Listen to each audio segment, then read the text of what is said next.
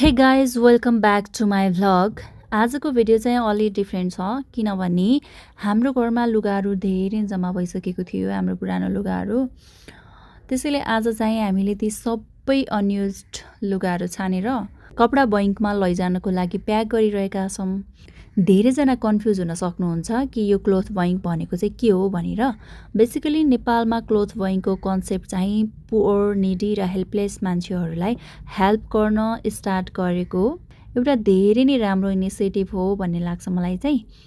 यहाँ हामीसँग भएको एक्स्ट्रा र क्लिन कपडाहरू डोनेट गर्न मिल्छ, जुन चाहिने मान्छेले फ्रीमा लान सक्छ।